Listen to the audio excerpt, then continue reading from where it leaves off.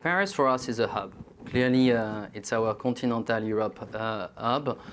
We've grown from 250 employees to more than 900 now. We had 170 people before Brexit. Now we are more than 400, and we have extended the office, opened a second trading floor to be able to cope up to 600 without having to move again.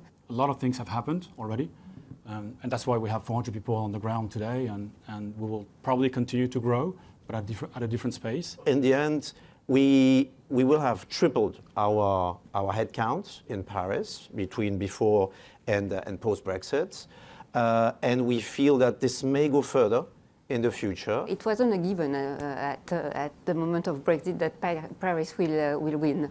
At the time, you had the socialist government. It was not at all easy to convince New York to invest in France. It was more Frankfurt or Dublin that was favored at the time. People were reluctant, and I think some of the people went to competition because they were under the impression they could stay in London. At the end, we all moved our staff in Paris massively. And now that people have adjusted, they're actually very happy in Paris. We have more than 40 nationalities, 43. Don't ask me to name them, I can't. We have 60% of employees that are non-French speaker. What really made the difference is President Macron, the measure he took to make France more attractive. And also, in my view, what really made the difference more than anything else was the pool of talent. The mathematics, French school, etc., is actually looked at from everywhere in the world as something that has momentum.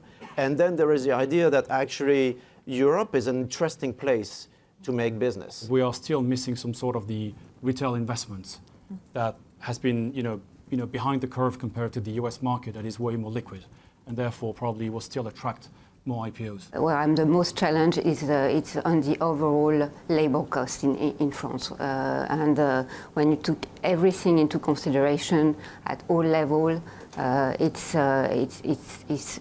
still much higher than most countries, and that's a deterrent. The labor market is complicated in France. Having more flexibility is something that is important to all of us.